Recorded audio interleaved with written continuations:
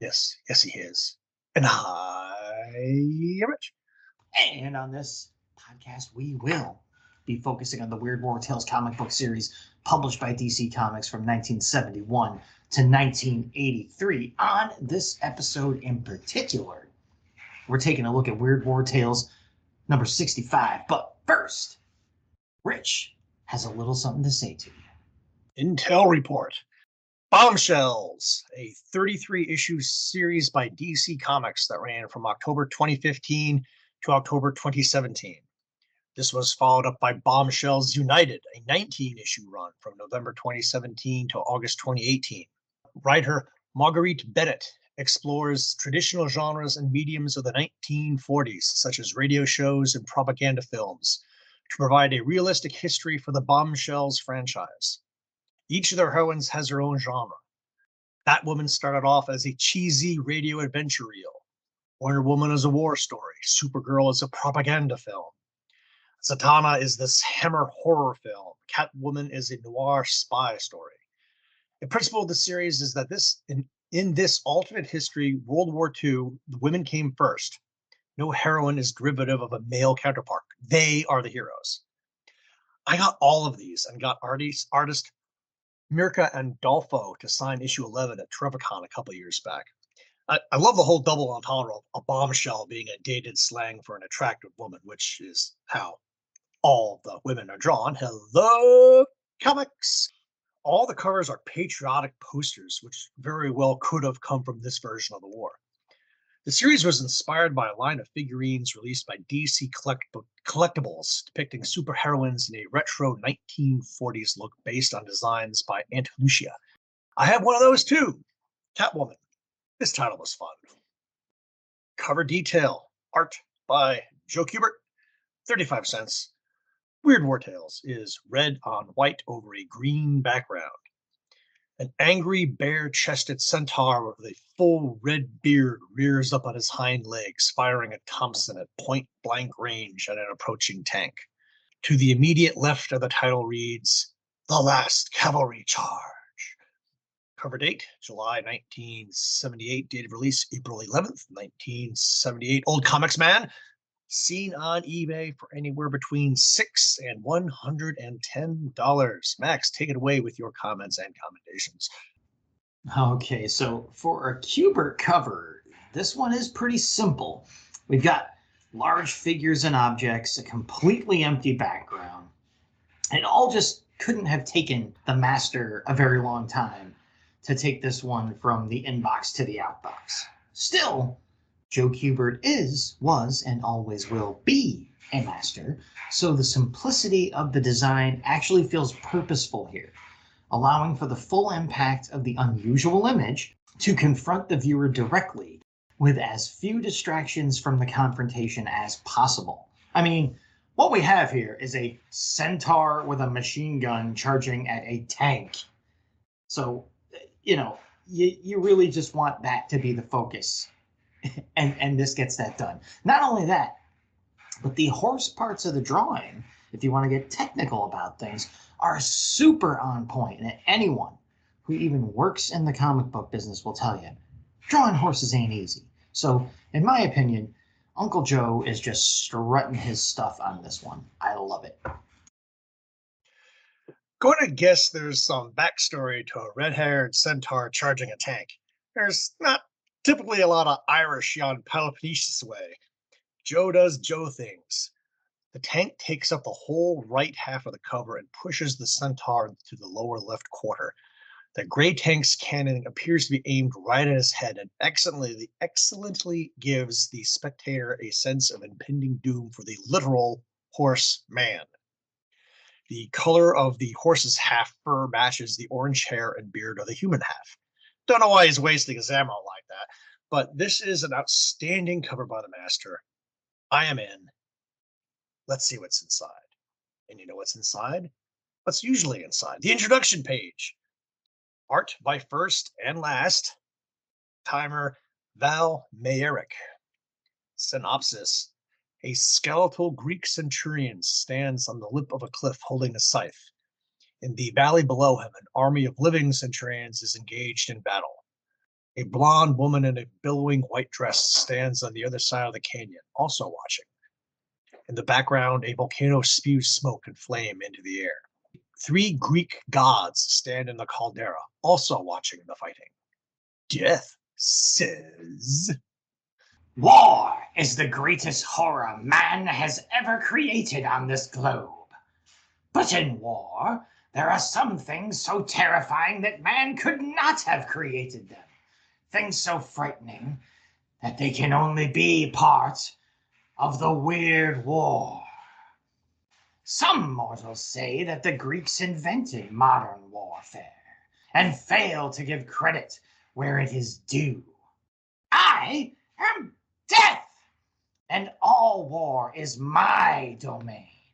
Still, the Greeks have ushered a new era into history this day, and you may know of its centuries later echoes, if you dare. no killjoy that I can say. Comments and commendations. The detail work on the art looks pretty good, but the inks are a tad on the heavy side for me. And the word balloons go right down the middle of the page, taking up damn near half of it. Literally pushes the other characters to the side. All the oranges, browns, and purples get all jumbled together, and only the gods and the woman stand out. And if you take a closer look at the woman, her eyes are closed, like she's bored to be there. Or pissed. Me too, lady. All my good feelings of the cover are gone. Get me out of here.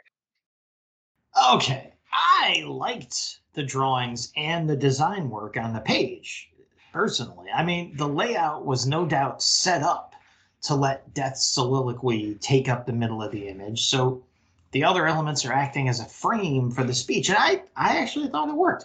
You have a point on the coloring. It's muddy as heck in most parts, but I just sort of gave that a pass, I guess. However, what I am going to bag on is the content of the speech itself. It's kind of drab and even downright confusing. I mean, having read the issue, we know what they're trying to set up here, but I mean, there's no sign of any cavalry in this image at all. So what the heck is Death talking about? I would just like to have had it tie in with the speech, but it doesn't. Oh well, let's ride on past the intro to the first story in the issue. The Last Cavalry Charge. 8 pages. Script by Paul Kupperberg. Art by Danny Bulanati. Down through the ages, man has used every means at his disposal to wage war. And one of his most reliable tools has been the horse, strong and faithful. The horse was used for centuries on the battlefield, until now, until the last cavalry charge. Greece. The roar of gunfire shatters the fragile calm as British soldiers fight for their lives against the Nazi invaders. Major Terence Brooke reports to the colonel as ordered. The fighting does not go well. Bloody Jerrys are trouncing us rather soundly. Unless something is done very soon, I'm afraid we may lose our position, as well as the men. Precisely what I wanted to speak to you about. A possible solution to our dilemma.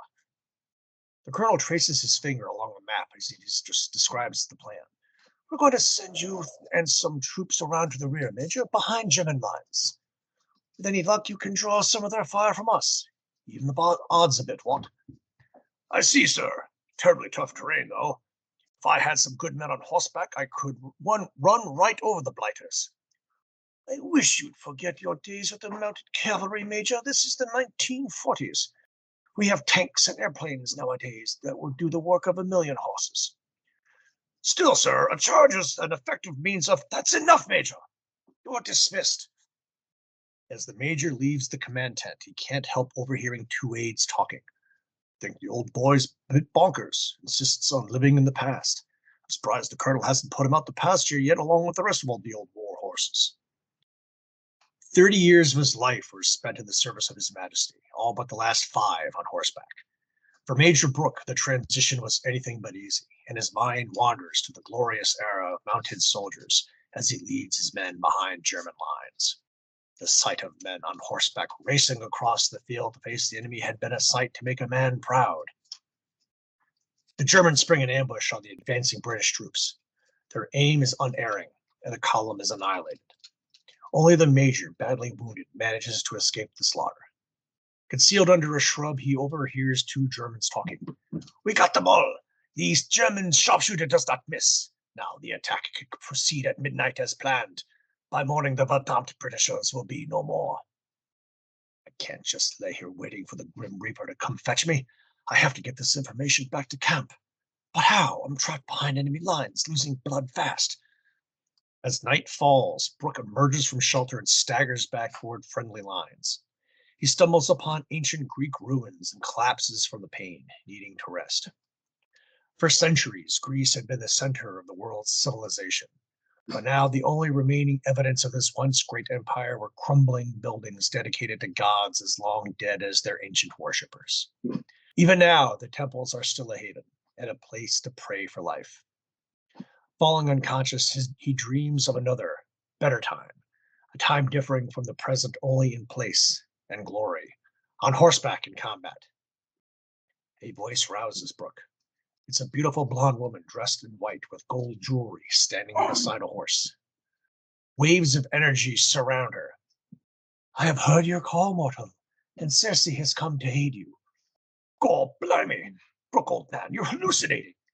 "Is this a hallucination, Terence Brooke?" Circe gestures to the sky. Brooke's very being is grasped from within, drawn from his body, and pulled forward to join with another. Man and beast merge. Brooke's wounds are healed as his uniform vanishes. He is a centaur. How did you? "I am Circe, mortal, and this is my temple. I have saved your life so that you may save others and become mine for all eternity. Never have I felt such devotion to the lower creatures and immortal as I feel in you, Terence Brooke. Even as you lay dying, your thoughts were with this noble beast, for you're a noble man. Go, save your comrades, then return to me, and be a mere mortal no more." She runs her palm across his cheek, then disappears. Brooke charges from the ancient ruins under a full moon. Wind in his face, ground hard beneath his hooves. Bursting from the tree line, he surprises a three-man German patrol and swiftly kills the stunned Nazis. Seizing their weapons, he gallops into British lines to confront his equally stunned troops. "Colonel Stevens, you must mobilize the men. Jerry is about to attack." "Brooke? Good God, man, what's happened to you?" "No time for that, sir. The Jerry's ambushed us. The lads were...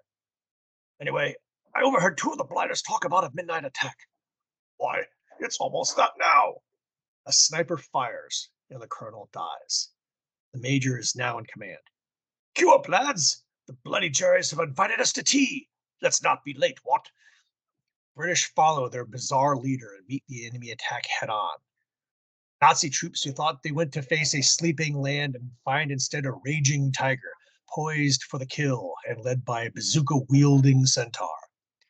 The attack is broken and the Germans retreat. Afterwards, the men quickly surround Major Brooke. "It's done, sir, thanks to you. But what happened to you?" "It's a rather long story, one I don't think I'll have time to tell."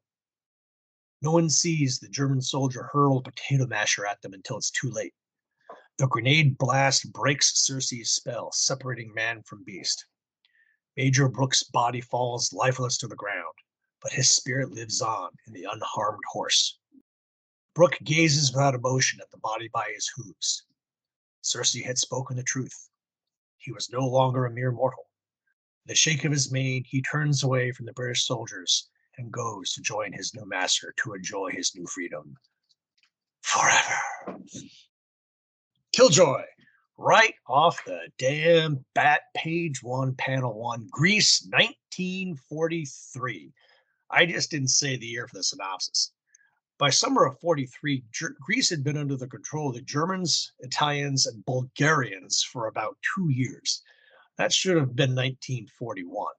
And the rocket launcher Brooke uses wasn't in the German inventory in 1941, though it was in 1943. The Germans captured American bazookas in North Africa in 1942, did German things, and made it bigger and better as the Panzerschreck. And Nazi armband in the field, page 8, panel 1. And we come to you now with a breaking mythological history minute. An unusual history minute from me. So, for those who don't know, Circe is a figure from Greek mythology. She was said to be the daughter of Helios and Perse, or Hyperion and Perseus, depending on which source you look at. And she was known as a minor goddess associated with potions, magic, and in many stories, the more tempestuous side of romance and its consequences. Specifically, and most famously, she appeared in the legendary epic, The Odyssey, where she turned Odysseus's men into actual swine in order to reflect her opinion of their behavior. Now, Odysseus managed to earn Circe's clemency for his rowdy troop, but he also then had to live with Circe on her island for a year and fathered 2 children with her before he got to go on his way.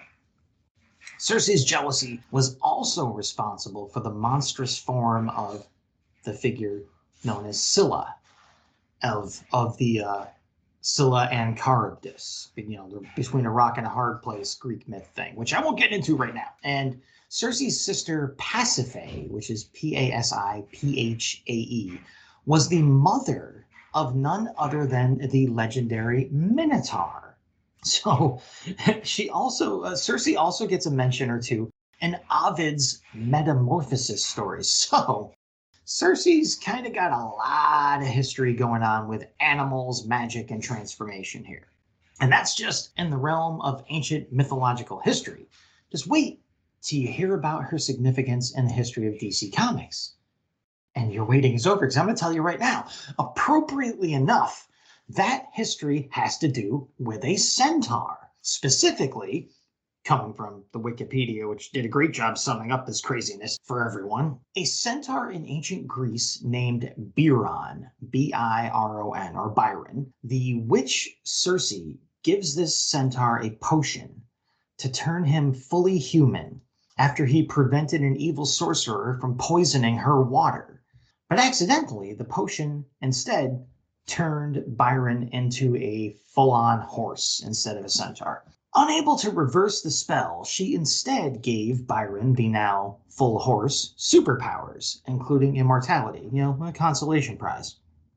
The sorcerer in question, though, didn't give up there. He asked his teacher to help him against Byron, and they were able to imprison the horse on an asteroid in the constellation of Sagittarius, under which he had been born. Appropriate, right? However, when Supergirl's rocket passed by that asteroid on its way to Earth, it broke the spell around the asteroid somehow, enabling Byron to escape. Remember, he's a super-powered horse at this point. So he just jumps off the asteroid and follows the rocket home. Okay? DC Comics back in the 50s and 60s, people, you got to hold on tight. All right? Later, after meeting Supergirl, she and Byron travel to the planet Xerox, where Comet is the name the horse has adopted since, you'll see, gains the ability to transform into a human when a specific comet is close to Earth. So you got it. Byron started out as a centaur, was transformed into a horse, given superpowers, imprisoned on an asteroid, followed Supergirl home, joined her on a mission, got the ability to turn into a full-on human only when a certain comet was close to the Earth. And in that human form, he adopted the identity of Bronco Bill Starr, a rodeo trick rider, and he openly engaged in an attempt to have a relationship with Supergirl. So take that, Catherine the Great, take that, Circe, and it's just everything, and mix it all together into a comic, for kids, right? So there you go. Like, Circe has a lot of history with the real world and mythology, and with DC Comics, and with centaurs. Okay, so believe me, I got a lot out of this story just from that alone. And in case you haven't had enough to chew on from me, I'll kick off our comments and commendations section and set you free from the History Minute. And I'll say, so our opening story here charges out of the gate with a great splash panel using the pretty damn cool host and credits box in tandem with host and credits box in tandem to create a pretty captivating visual artifact, even before we get to the contents filling up this really cool design work here. It's nothing like starting off a story with a really solid hook. And the creative layout work just keeps on rolling into page 2, with the blue sky above the final panel serving as the gutter area for the preceding 4 floating panels on the page. Let me just say, there were no laurels rested on during the making of these pages, folks. The visual storytelling on page 4 is pretty impressive too. The changes in perspective and framing as the action moves forward and the locations change. I mean, even without any of the text, it's the kind of page that could easily be held up in an art class on sequential storytelling. Page 5 is a showcase for even more creative use of the real estate, starting with the flashback panels being bridged back to the present by the Major's own floating head. Then, of course, there's the transformation scene. Kind of steals the show, but still. During which I appreciated how the horse's mane was the same color as the Major's hair. A little nice touch there. On page 7, I loved how the newly transformed Major dismissed his comrades' concerns about his condition in panel 2. Like, no time for that now. Yes, I'm a centaur. Moving on. It's kind of made me laugh out loud when I read that panel. In the end, though, was this transformation even necessary? I suppose the Major was healed by it, so that came in handy, and was likely able to get back into the action faster on his horse legs. But other than that, there was no real cavalry action to be had here, was there? Like, after all that buildup about, oh, the cavalry and the good old days and spotted tea and all that. Nothing. Cersei could have just seen to the Major's wounds, handed him a rocket launcher, and sent him on his way, Still, I'm not going to knock this story over some little nonsense like that, especially not after my comment, the super horse stuff, I'm not really going to pick this one apart too hard. After all, it's got a centaur with a rocket launcher in it, people. Sometimes you just got to let the comics happen. Got this one signed by Kupperberg at Terrificon a few years ago. Check the album. Forgot to mention this one at the Signature Rundown in issue 62. This is the 3rd time in 2 issues we've seen Danny Bulanadi, and this is easily his best stuff yet. Timeless tale of an old warrior's time having passed him by, and he pines for the good old days of honor and glory. Our deathly narrator in British gear starts us off nicely on page 1. Brooke putting his helmet on as he leaves the command tent portrays the proper bit of frustration on page 2, panel 3. The putting out to pasture comment, more accurate than perhaps the speaker meant it to be. I don't know what a British cavalry uniform from the World War I era looks like, so I won't killjoy it. But the dreaming panel borders on page 5, panels 1 and 2 look good.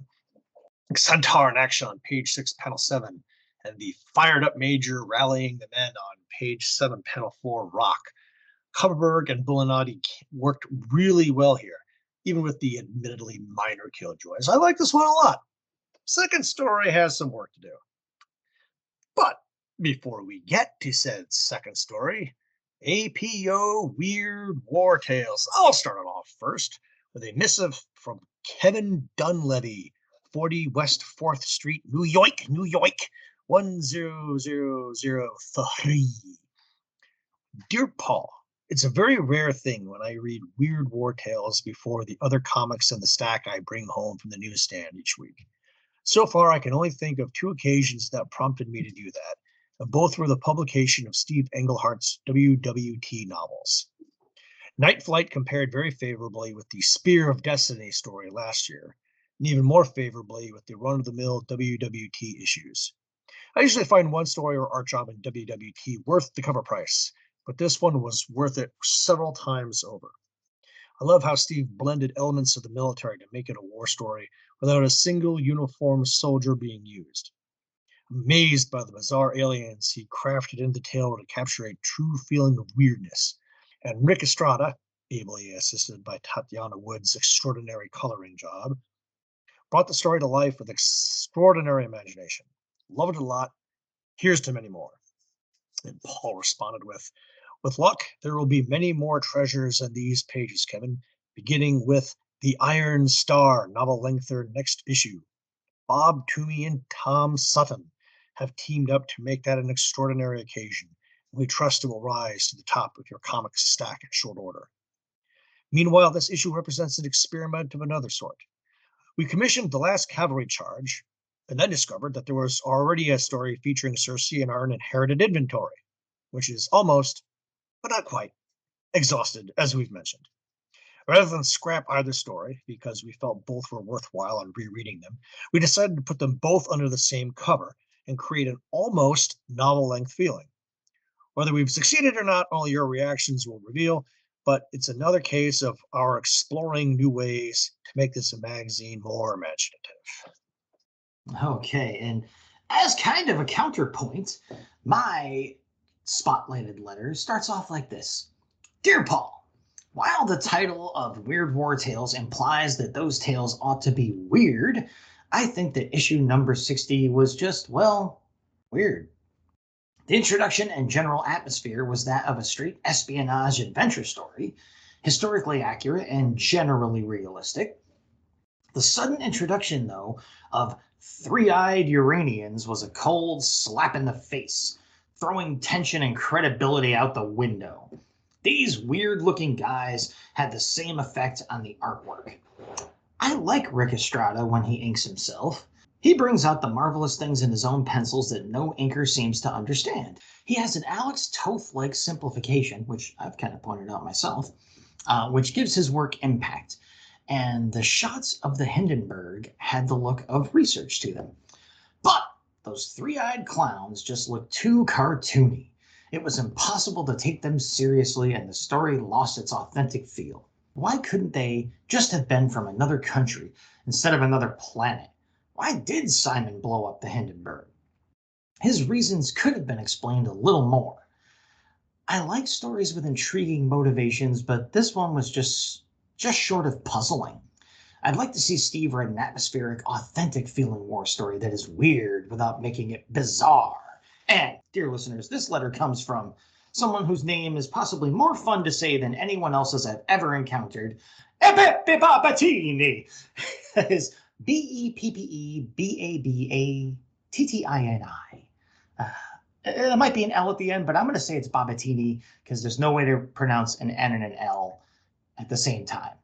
I think that might be Sabatini. My copy looks like that might be an S. Well, my printing made it Babatini, so I'm sticking with it. I don't care. Fine. Babatini. Sabatini is probably more accurate, but I just don't care. He used to reside at 515 Division Street, East Lansing, Michigan, 48823. And the editorial response to, I'm just going to keep saying he's Beppe Babatini, goes like this. All of which just, Paul says, all of which just goes to show that you can't please all the people all the time. The alien element was introduced because readers have been clamoring for more of it in WWT for a long time, and that genre is one that Steve is more comfortable working in than the traditional war comics field. As for why Simon blew up the Hindenburg, we felt it was clear that he wanted to prevent the knowledge of the Uranians' existence from reaching Germany, and counted on the Uranians to reveal themselves to the British authorities in due course. If that wasn't clear, we apologize. But since no other readers wrote in screaming, obscurity, we're confident that yours was an unusual accident. And I can't disagree fully with Sabatini's estimation of that story. I think I had some of the same problems with it, even though I enjoyed it in the wash overall. So there you go. That's the Weird War Tales letters page in the middle of the two stories. And speaking of the two stories, here comes the second one. It's called Death's Head. It's 8 pages long. Script, as mentioned, is by Jack Olick. Art by Fred Carrillo. And the synopsis for it goes a little something like this. A German SS unit paddles ashore to a Grecian island and promptly attacks the poor fishermen that live there. The civilians die in droves. The captain orders the survivors to be rounded up for questioning. Black uniforms and guns. These are the hallmarks of the brutes who come that day. These and the skulls they wear to show their trade. The captain shows a photograph of another SS officer to one of the fishermen. Tell me, swine, have you seen this man? A month ago he came, but neither he nor any of his men came back. My mission is to find him. Where is he? Talk while you still can. Yes, I have seen him. He killed as you do. The captain grabbed the old man by the collar. Major Hoffner took pride in what he was. That's why he had our death's head tattooed upon his cheek. Where is he? Talk. He went into the hills. We warned him of the evil there. The old gods live there still, but even so, he went. I see. Then we must go into the hills to find them. You shall guide us. I? No, Herr Captain. No man in all this village dares go to the hills. I am afraid. I have no time for superstitious tales of evil and old gods. I'll say this only once. We need a guide, someone who knows your hills. And one by one you'll die until we have that guide. He grabs a small boy and aims a weapon at his head. No, Captain, don't. My name is Marcos, and as a boy I sometimes climbed the hills. The child you hold is my son. I'll be your guide. Only do not shoot. Captain smiles. What can these peasants do against the master race? The next day, Marcos leads the Germans ever upward through valleys and gorges worn deep by time. Demons, evil. Bah! Where are your stupid legends now, Greek? These hills are as empty as a new grave.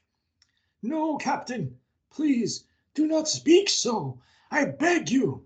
The gods will hear us and strike us down. I tell you, there is evil here. At that moment, guerrillas ambush the Nazi column, killing one of them. For moments, weapons blaze and men gurgle and die. Then, silence. A hit-and-run raid. The captain fumes as he orders the men to continue. For a week, they continue the climb into the hills, their numbers whittled down by snipers until the enemy attacks finally cease. Not even the guerrillas ever come this far into the hills, Marcos explains. There's nothing here but evil. For the last time, turn back. This place is not for human beings. Something will happen. Sounds like it's been pretty eventful all along. All right. Almost on cue, an ancient structure comes into view. A palace that appears to be brand new. A beautiful blonde woman in a historic white dress stands on the porch. The villagers lied! Someone does live in these hills. Who is it, Greek? Marcos had fled. Carefully, the Nazis approached the mysterious structure. But if there was danger, it was unseen. Welcome, Captain, the woman exclaims. I saw you coming from afar. My house is yours. Won't you come in? Yes, we'll come in. But they told us at the village that no one lived out here. Who are you? And why do you wear that costume? You may call me Circe, Captain, and my house has stood here since I was a child. But no villager has come this way for years. And I dislike the modern ways, so I and my people dress as the ancients did. Your people? Then there are others here, perhaps guerrillas, eh? That would account for the major's disappearance. If you value your life, look hard at this. Have you ever seen this man? Circe glances at the offered photo. A soldier? There were no soldiers here, Captain. My servants are all women. But you and your men are weary. Won't you accept my hospitality? In Nazis' eyes, women are but toys, not things that men must fear. But they are lovely. The captain warily agrees. His unit bathes, rests, and then are honored guests at a feast. The captain marvels at the size of the boar that is the main course. That would feed the village for a week, and yet you do not seem to care. Why? What have I to do with peasants? The fools believe these hills are haunted. As to the boar, our country swarms with them. We hunt one now and then. But hunting is for men, the sport of kings, and that's why you are welcome here. It's been too long since I saw a man. A toast, Captain. Days pass. The captain knows he must go, and yet he lingers. He had never known a woman like Circe. He wishes to kiss her, but she gently declines. I am flattered, but I live by all ancient laws and ways. No man shall ever hold me unless he is truly a man, a hunter, as men were when Greece was queen of all the world. Circe relishes in the attention all of his men give her, as jealousy grows in the captain. He goes out that afternoon and kills a boar with his MP40, but Circe is enraged. A slaughter? Hunting is the sport of kings. Kings have courage. They do not hunt with machine guns. There is one boar in the hills that is a giant. Bring me his head, but do it as the old kings did, with only a spear and a dagger. The captain agrees, and even sheds his uniform to wear period clothing. His men think it's madness. We're here to find the major, and we've already wasted days. I know, and I still mean to find him. But first, there's something else that I must do. For hours, the captain searches the hills, thinking of nothing but Circe, until he finally gazes upon the largest boar he'd ever seen. It had to be the one. The animal sees the captain and charges. He hurls his spear but misses. The boar knocks him to the ground and they roll over and over through the dirt and rocks. The dagger flashes again until the captain is victorious. Throughout the night, the captain carries the grisly trophy back to Circe's residence. But at dawn, he finds his men confused, standing among ancient ruins. What happened? Where is Circe? Last night, we went to sleep, and when we woke, these ruins were all that was here. There's no way to explain it, unless what the villagers told us was true.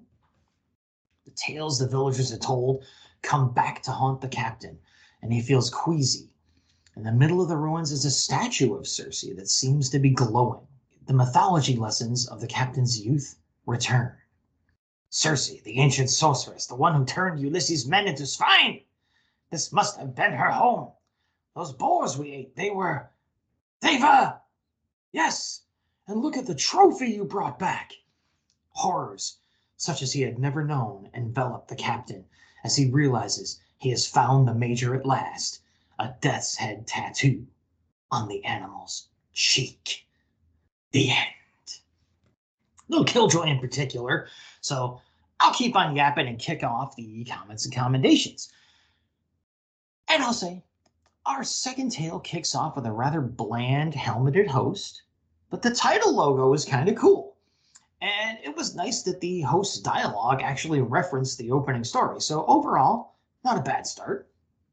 Likewise, the opening splash panel is pretty cool, even if the anatomy of the soldiers just seems kind of off.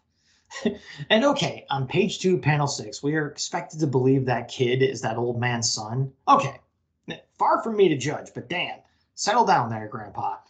All right, I waxed the opening story's car about the layout design work on display. Rightfully so. And this story is no slouch in that department either. Page 2 could have felt pretty crowded, but with the use of a pop-out panel inside panel 1 and the creative camera work between every other panel, it all plays out really smoothly instead. So a lot of effort put in there to deal with the script and make it all flow. Page 3 uses another really effective pop-out panel in panel 2, as well as using the device of the gun sight and binoculars viewpoints in the final 2 panels to keep things visually interesting. Even if page 4 struggles a little bit under the weight of the word balloons. So, again, a lot of effort being put into these pages here. I did appreciate how Circe was depicted to look pretty similar to her counterpart in the opening story. That was also neat. A little continuity going on here. Page 8 shows Circe's statue surrounded by swine, not boars, which as mentioned, is a nice nod to her role in the Odyssey. So I dug that. As for the location of the tale being in Circe's home, she was said to live in the island or on the island of, and I'm going to spell this out because I'm not really sure how to pronounce it. It's Aeaea, so Aea or Eea or something like that. Even the pronunciation guides were a little back and forth on that one. And so that island is described as a mostly fictional place that is sometimes likely placed on Monte Circeo, named after Circe in modern times, which is a real place. But at the time, the island of Aea was just made up. As for the story itself, the actual plot and the writing of the story, I really enjoyed it. Even if the placement of the tattoo at the very end being above the boar's fur was a tiny bit of a stretch to make the twist work, let it slide, right?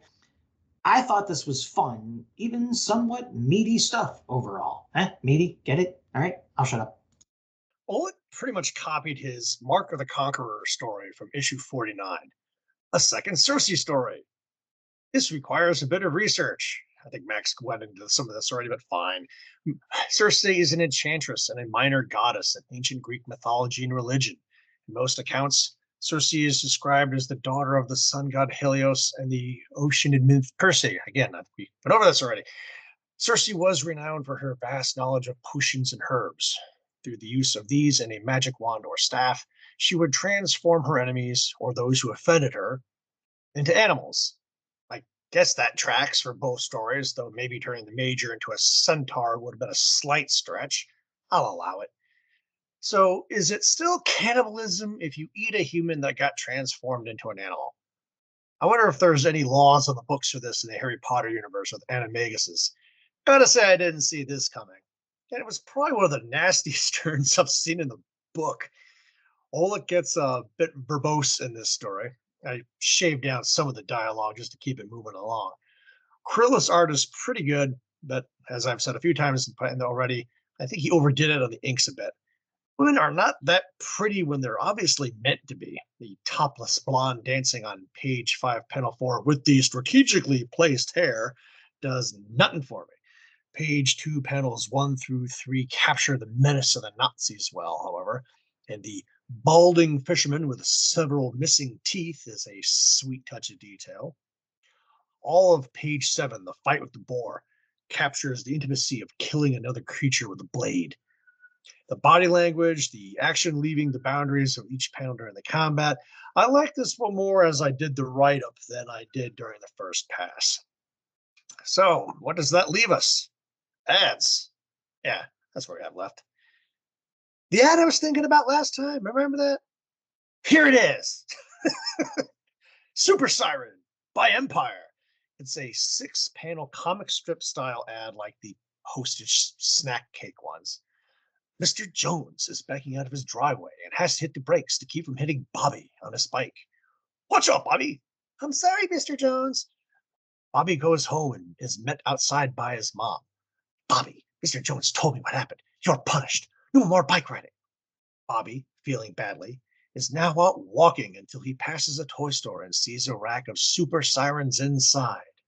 Wow, this is just what I need. Bobby runs home with a Super Siren and puts it on his bike. Hey, Mom, look what I got for my bike. Okay, Bobby, now you can go ride your bike. Next time Bobby passes Mr. Jones' driveway, he hits his siren. Mr. Jones is backing out again. Good boy, Bobby. Go on and pass. Thanks, Mr. Jones. Then we have Bobby and the coupon. Kids, pay it safe. Get a Super Siren for your hot cycle, trike, or bike. Mail this coupon now.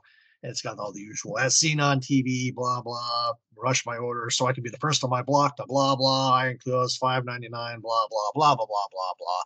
The art is reminiscent of John Romita Sr. Who knows? Maybe it was a slow day and he did do it. Russ Heath did ads. This is kind of a dumb ad. Bikes are supposed to follow the same rules of the road as cars, which means Bobby shouldn't have been on the sidewalk. He should have been in the street, which meant Mr. Jones would have had a few more seconds to see Bobby coming. And then he immediately narcs Bobby out to his mom. Bobby should totally TP Mr. Jones's house this Halloween. What's he supposed to do? Hit the siren at every driveway he approaches? Why not leave it on all the time and piss off the whole neighborhood? Can you hear me now, Mr. Jones? Yeah, I gotta agree. This was definitely the actual ad of the issue, but I had a feeling even before I opened the script that you were going to target this one. I figured you'd have the most fun reading it too, so I was right. Yeah, man, that whole thing, like, oh, the bike's supposed to. I rode my bike on the sidewalk all the time as a kid. I wasn't out in the street risking getting hit by cars. I was risking getting hit by Mr. Jones. But I never encountered anyone with a super siren on their bike ever. Like, yeah, a little bell, sure, ding ding ding, but I never saw one of these things in the wild, and I have no idea what noise it would actually make. So I like to cast this out there to listeners. If anyone has an example of what the super siren sounded like, let us know, and maybe I'll sample it and use it as a censor sound effect here on the show. Depending on how annoying it is. So that leaves me, like I said, the Super Siren was the best real ad in here. So I was left with my fallback position of house ads. Get your house ads here. Luckily, there's some really cool ones. First, we have this like half page or top of the page ad that says the sound and the fury of the DC war thrillers, both on sale this month. And you have an issue of Sergeant Rock. I can't really make out the number or whatever. It's a DC Spectacular. It's 80 pages, all new stories, Sergeant Rock. But it's a kick-ass looking Kubert cover with Rock standing in front of a tank. So a Kubert tank cover inside a comic that had a Kubert tank cover. So that's cool enough. And then over on the other side, Fighting Forces featuring the Losers with this really cool looking, even in a small size here, cover with them like leaning out the side of an airplane in the middle of a dogfight with someone just blasting with a machine gun outside of the page, outside of the plane. It's really cool looking. So that was one house ad worth calling out. And like I always do in these cases, I then dove into the news page, DC's direct currents page, and looked at the solicitations for the month and found some stuff relevant to the show here. So they call out Ghosts issue number 66. And the summary for that one goes like this.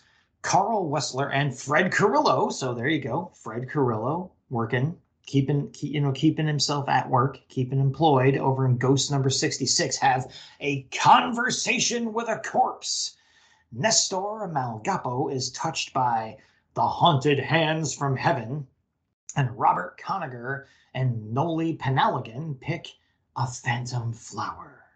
So that just sounds like a cool issue anyway, but Fred Carrillo tie in there, and some of our other buddies from Weird War Tales appear in that issue. And then, after that, talk about a weird war, we've got Sergeant Rock number 318 solicited. And the text for that one says, a blast from the past as Rock and his men fight a Stone Age war by Bob Conagher and Joe Kubert. Plus, battle album and war games pages. So you got, the battle albums, baby. Something I miss very much from our Weird War Tales read-throughs. But again, Sergeant Rock, Stone Age War. How can I not mention that in a Weird War podcast? Okay, so I would normally ask, this is where I would be like, hey, Rich, you remember that one? But he's read 700 million of these stories. Well, actually, I don't remember them because, like I said, I do have them all, but I was able to look closer on the ad while you were talking. And the Sergeant Rock one was actually one of those dollar-sized comics, like the GI Comets. It was a super spectacular, pretty much. So this was like a special edition, so it didn't really have a number.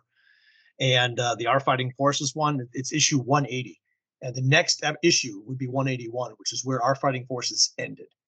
So this is one of the very, very last Our Fighting Forces books that came out. So there you go. Dang, they really pulled out the stops for the cover then. Like, it's too bad it didn't save it from cancellation, because that cover, like I said, even in tiny format, looks awesome. So that's it, folks. That's the content of the issue. That's the stories. That's the ads. That's the letters and all that jazz. That leaves us with a little section of the show we like to call Got Any Last Words? And my last words are that this was a pretty fun issue in general. And I got a lot out of the shared Circe theme.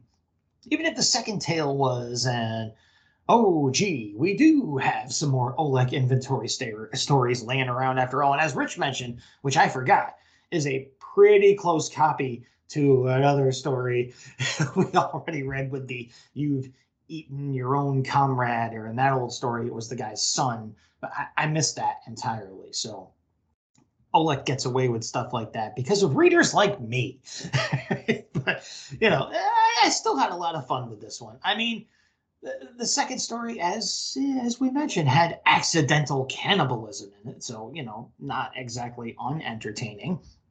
Still, even that can't quite beat out a centaur with a rocket launcher. So the heart wants what it wants, folks. A tiny piece of show history. This is the first time we've recorded an episode on a day when I was in uniform at drill. Hooah! I covered the World War II fighting in Greece in a History Minute in issue 48, thanks to the story. The Greeks had a word for it. Go back and give that a listen. Two things I didn't bring up in that episode, though. One, the Greek underground resistance was particularly effective. By October 1944, they largely controlled the countryside when Axis forces withdrew from Greece. And two, the Greek Civil War erupted almost immediately after World War II ended, lasting from 1946 to 1949 between monarchist and communist forces. The monarchists would win, but an estimated 80,000 to 158,000 were killed in the process. Add that to the estimated 250,000 dead during the Axis occupation and the country's Jewish community being almost completely exterminated in the Holocaust, and the 40s pretty much sucked all the way around in Greece. And right after that, they sent troops to Korea as part of the UN effort there, where their recent combat experience in rugged terrain came in real handy. 196 were killed there. This is more of a history minute than a last word, so let me change that. PDQ. A signed Paul Kupperberg tale beats the pants off of an Oleg redo. Better art, better story, good ad, good letter. For the first time, the worst thing about this book was the intro page. I think I'll keep this one around. All right, fair enough. Yeah, and again, the little history minute stuff there took me by surprise. I'm just some guy. I wasn't even really aware in my active memory of a Greek civil war, and that's just awful to hear about. My God. So this is what you get on this show, folks. Unexpected education every time you step to the plate. So that's the end of the show. That brings us to a little section we call the scuttlebutt, where we deal with loose business and remind you of things, like the fact that we have a really awesome Facebook page, the Weird Warriors Podcast Facebook page. It's pretty easy to find, where you can go and talk about the episodes, chit-chat with each other. Rich gives you entertaining things to chew on there all the time. Check it out, folks, okay? If you also want to support the show, you can go to redbubble.com. You know what I'm going to say.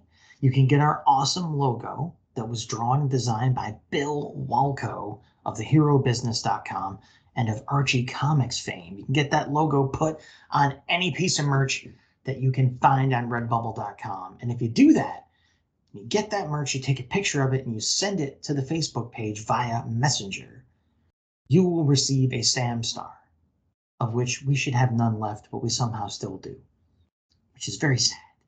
Okay, so that's my bit of the scuttlebutt, and Rich has a little bit of it too for you. Last chance to vote for the fan voted Intel Report episode. To make life easier on everyone, we've tightened the focus to a 1-year period. Weird War Tales 50 to 62, February 2024 to 25. If the fans decide to rally their votes and an episode from outside.arc wins, fine, your wishes shall still be honored. The official eligible list: Ragman 3, Harriet Tubman, Demon Slayer, Where Monsters Dwell, Graveyard of Empires, Swamp Thing 82 and 83 with Sergeant Rock and Envy Ace, X-Men Magneto, Sons of Liberty, Hound, The Haunted Tank Anarchy 7, Sledgehammer 44, Journey into Mystery, Great Zombies of History, and Project Rice. Details for each on the Intel Report album on the FB page. Vote, vote, vote. That leaves just one last thing. The teaser for the next episode. Weird War Tales number 66. A full-length sword and sorcery battle tale. Dragons? Check. Evil wizards? Check. Gorgons? Check. Salamander fire elemental? Check. Scantily clad maidens in distress? Check. I should just take this episode off and let Max the D&D boy fly solo. Who knows? Maybe I will. Tune in next time and see. I mean, I'm going to be insufferable during this because I peeked ahead, and not only that, and also Levitz gave it away in the letters column here, but the art in that issue was done by Tom Sutton, who maybe it doesn't shake your foundations for everybody out there when I say that, but he was a massively present artist in Charlton horror comics, one of my all-time faves. I got a hardcover book about his art right here in the house. Tom Sutton is a cornerstone for me. So yeah, it's going to be a rough one for poor Rich. I am just vibrating with anticipation for this one, folks, as I'm sure you are too. Who are you? Well, you're the person listening to this podcast. And who are we? Well, we're Max and Rich. We're the Battling Bros. We're the Weird Warriors. And what's so weird about our war? Why, it's the war that takes place on the Weird Warriors podcast. And that's a podcast where we, Max and Rich, promise to make war no more.